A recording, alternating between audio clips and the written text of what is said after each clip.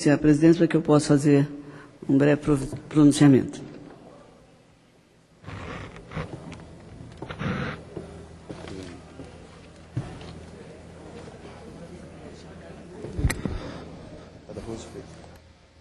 Com a palavra, a deputada Rose de Freitas, nossa primeira vice-presidente.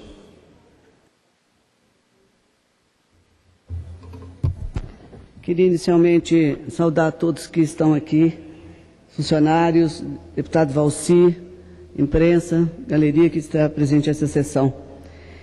E ressaltar a importância desse episódio acontecido ontem e do lançamento do programa do governo, que pela primeira vez em 24 anos eu vi um programa que tem a preocupação de cuidar da logística do país.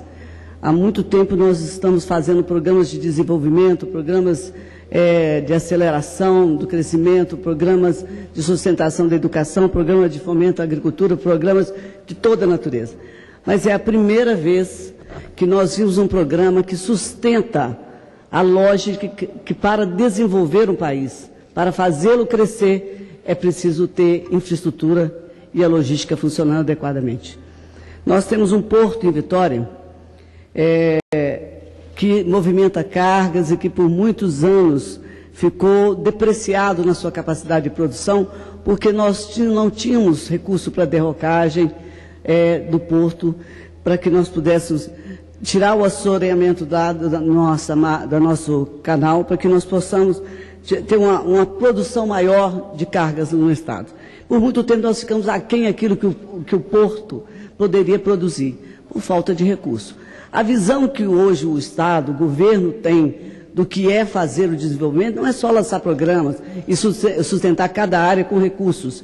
É mais do que isso. É fazer com que a estrada possa servir ao transporte de carga e de passageiro e trazer oferta do turismo a várias regiões. Esse projeto das estradas brasileiras, eles estão sempre sendo remendados. A cada ano se lança um projeto e depois corre atrás do prejuízo, porque as outras estradas que mereciam ser recuperadas, acabavam não sendo. E quando nós íamos olhar para aquele problema, já tínhamos uma estrada totalmente danificada e sem nenhuma capacidade de trafegabilidade. Então, ontem, quando o governo anunciou esses investimentos, e chamando, inclusive, para a questão do transporte, das ferrovias, falando, inclusive, das questões que envolve um planejamento mais a médio prazo, quer dizer, nos primeiros 5 anos vai se gastar cerca de 90 bilhões de reais, fazer essa oferta para a iniciativa privada, que possa participar de um programa sem estar sufocado com os recursos, com prazo, com a carência, com juros, é realmente um planejamento adequado para esse país que cresceu tanto. E hoje eu falo pensando num passado bem recente, onde o meu estado tinha uma única escola técnica federal. E aonde tem Vale, tem CST, tem Aracruz Celulose, tem uma agricultura forte, tem um setor de produção de frutas, hortifrutigranjeiros. Tudo isso que o meu estado tem. Nós temos um município que é o segundo maior produtor de ovos do país, e, no entanto, para trabalhar com toda essa demanda, nós não tínhamos escolas que preparassem tecnologicamente, profissionalmente, vocacionalmente aqueles que estavam ali servindo à produção do nosso país.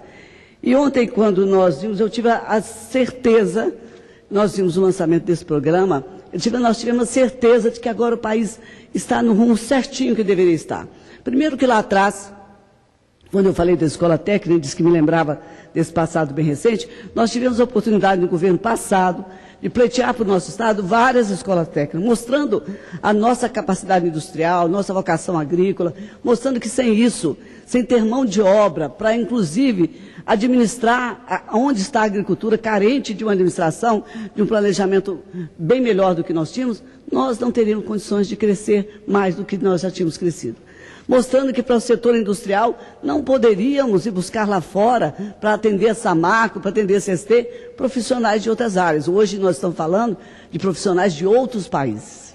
Então o programa que foi feito no governo passado permitiu que nós fôssemos mais ambiciosos, ou melhor dizendo até, mais realistas. Nós buscamos as escolas que viessem exatamente vocacionar, capacitar e oferecer o aprendizado técnico, que era fundamental para esse país desenvolver. Hoje nós estamos um pouquinho mais adiante. Não estamos no patamar que deveríamos estar na questão da educação. Não estamos. Tem muito a se fazer. Porque a primeira hora foi se falar sobre a alfabetização. Passamos dessa hora, agora nós temos que falar sobre formação de mão de obra. Senão nós teremos um país aí invadido pela mão de obra estrangeira. Hoje volto a falar, nós estamos vivendo um momento importante. Porque nós estamos falando de um país que planeja a sua logística, que fala da sua infraestrutura e faz isso planejando com o setor privado, faz isso voltando para as necessidades que tem o país hoje de crescer com qualidade e verdadeiramente. Você pode produzir mais e mais na agricultura, nas indústrias, e como fazer essa produção chegar onde precisa. Nós temos que usar os nossos portos, mas como se nós não tivermos recurso para melhorar as condições da área portuária? Como que nós podemos falar de um Brasil interligado nas suas demandas, nas suas necessidades, se não falarmos das ferrovias? Esse país, geograficamente, ele está pronto para ter essa estrutura funcionando, mas é preciso que esse planejamento seja conjunto. E esse país que eu estou vendo agora, nesse momento, e participei ontem da solenidade, que vai gastar cerca de 133 bilhões de reais ao longo de 20 anos, e nos primeiros 5 anos, cerca de 90 bilhões, esse país está pensando verdadeiramente na sua capacidade, na sua vocação e na sua vontade de perseguir o seu desenvolvimento realisticamente. Nós temos que falar em escolas, sem educação, nada feito. Pode ter estrada, ferrovia, pode ter aeroporto, tudo, porto, mas sem a educação, que faça com que aquela empresa pequenininha que precisa de 5 técnicos, a outra que precisa de mais alguns, que estejam ali à disposição para que ela possa crescer e se planejar. Não existe país que possa crescer. Nós temos exemplo da Coreia e de outros países que só alcançaram o nível de desenvolvimento através da educação. Esse é o item primordial. Eu vou dizer que é o principal, né? É como se ter uma criança nos braços, precisar amamentá-la e não ter como amamentar. É evidente que o pouco que você der pode lhe dar sobrevida, mas a inanição virá de fato e podemos chegar a um colapso total da vida e dos nossos meios de produção. Então o mercado já exigia isso, havia uma desilusão muito grande, porque nós chegamos a ter aqui uma frente coordenada na época pelo deputado Eduardo Gomes, que falava exatamente da questão da logística. Toda vez que nós ouvíamos um debate no setor empresarial, o que mais se reclamava, o que mais se observava do setor produtivo do país era: e a estrutura para isso funcionar? Como é que nós vamos fazer para chegar em tal lugar? Onde que eu posso procurar as condições para que eu possa estruturar o meu trabalho na minha região? Como eu posso produzindo um intercâmbio, um comércio interligado, se eu não tiver outras regiões que possam saber que eu posso chegar até lá? Então, esse Brasil, que oferece agora um crédito, juros, vamos dizer, compatíveis com a capacidade de investimento dos empresários que vão se oferecer para fazer parte desse processo, eu diria que agora nós estamos no caminho mais acertado. Eu que vivo atrás, correndo atrás de infraestrutura para a cidade, sou uma deputada municipalista, incentivo as áreas de produção agrícola no meu estado, sei a importância que isso tem. Nosso estado produz com 27% do que se come na mesa do brasileiro. Nós ficamos carentes por muito tempo de uma infraestrutura rodoviária. O nosso porto sofreu e nosso aeroporto não funciona. Então, o que eu falo aqui agora é assim, acreditando que essas medidas vieram realmente para recuperar o tempo perdido e nos colocarmos dentro da realidade de hoje, para daqui para frente ter um Brasil que possa falar em desenvolvimento e crescimento. Fora desses parâmetros que foram citados ontem, lá no Palácio, fora dessas metas que foram objetivamente colocadas e outras, como da área de educação, como também a infraestrutura de saúde, né? Todas as outras que fazem com que o cidadão se sinta melhor e possa onde está, em vez de ir para os grandes centros procurando oportunidade, fora de todos esses ganchos que estão interligados, que sustentam uma balança de desenvolvimento, nós vamos falar, vamos fazer demagogia e, sem dúvida alguma, vamos falar só das dificuldades e nunca vamos comemorar as oportunidades que são criadas. O setor da energia, outro passo importante que foi, presidente, colocado à disposição do povo brasileiro foi a luz para todos. Olha, eu andava tanto pelo meu estado e via nos pontos mais distantes que não havia luz em uma casa. O trabalhador rural chegava em casa e usava uma vela para ali alimentar seus filhos, para cuidar de uma pessoa doente, para cuidar da sua casa. Era esse o Brasil. Esse Brasil que era elogiado por todo mundo, que hoje se posta ao lado dos maiores países do mundo. E todos ficam cantando em verso e prosa as potencialidades e as riquezas do Brasil. Nenhum país tem tudo aquilo que o Brasil tem.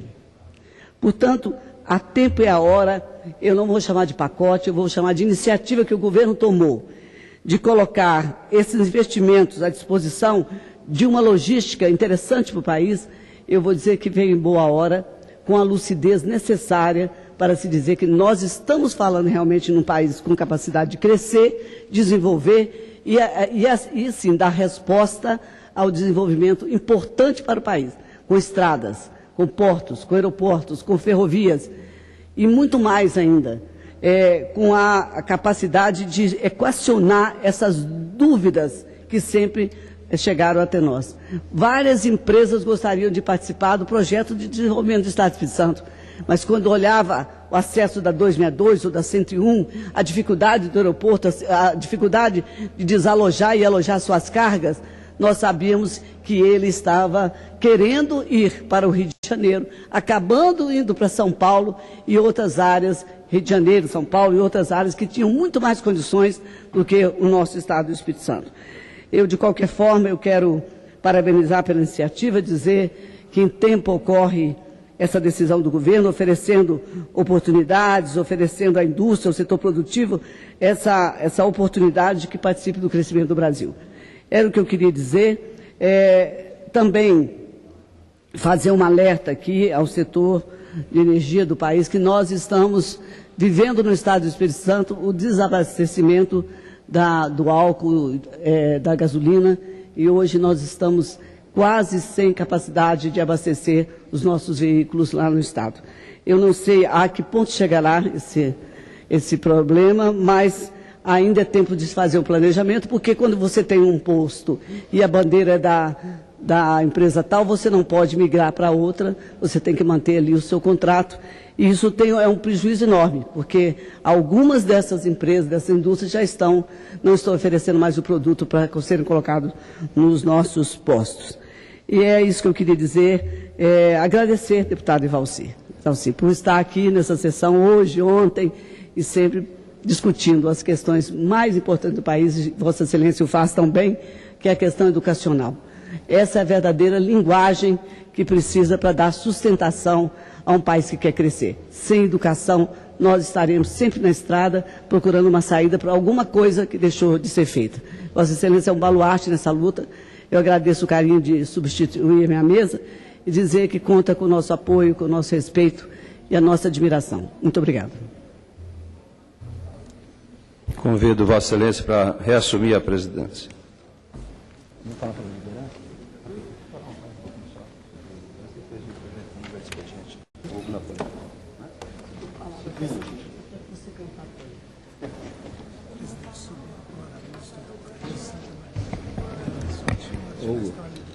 Eu conheço esse colega. Eu gostaria de agradecer e comunicar que se encontram na nossa galeria com muita satisfação